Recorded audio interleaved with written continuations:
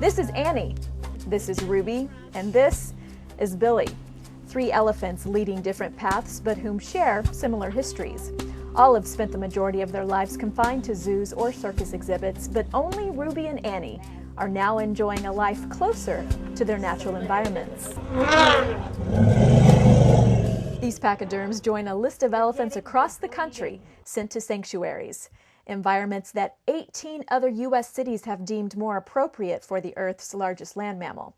12 of those cities actually have shut down their elephant enclosures, including San Francisco, Chicago, Detroit, and Anchorage. Even London and Edinburgh have stopped the practice of exhibiting elephants.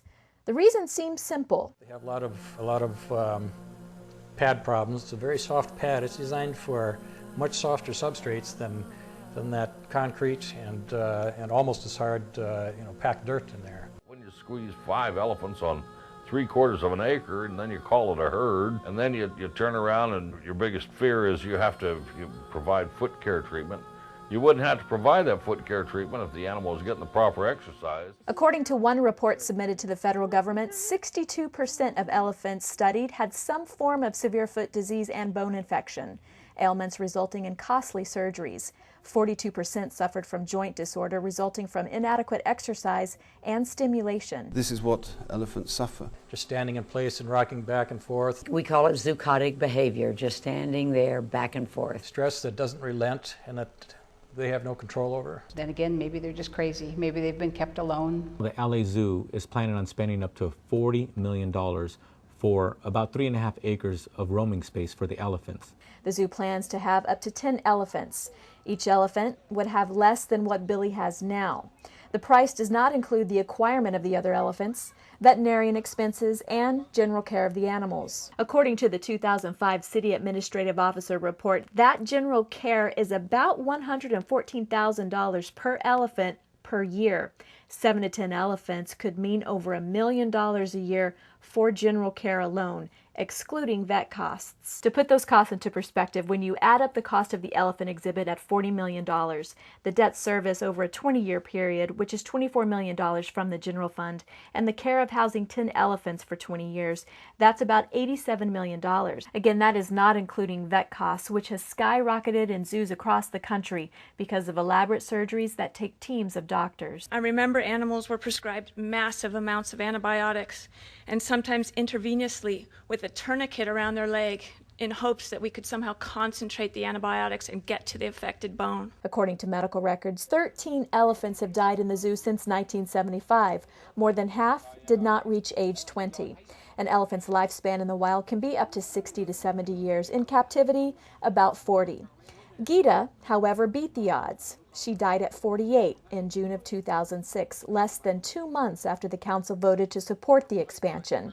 But her death warranted an investigation. She was reportedly found in distress by a zookeeper for up to 8 hours before she received medical attention. The elephant Tara, 38, had died just 2 years earlier. According to medical records, they had suffered from chronic arthritis and foot ailments for years. It's not a wildlife education that we're looking for anymore. It's an education for understanding the concept of ecology. I get a lot more information watching the Discovery channels. IMAX films that actually put you right there. Observers said that when Ruby was transferred from LA and was released in the Paws Sanctuary, she started displaying behavior never seen in the zoo. Billy, however, is still alone. City leaders, animal advocates, and celebrities say there is a win-win for everyone and a very simple solution. For years, I've been one of the thousands of Angelenos who wanted to take the elephants out of the zoo and put them in a sanctuary in Northern California. But the first goal is to save Billy, send him to a sanctuary, and reunite him with his companion Ruby. And the price is right for 2 animal lovers. The average $250,000 it cost to move Billy has been covered. Patty Shankar has offered $100,000, and a generous familiar face has chipped in for the rest. I will match her $100,000.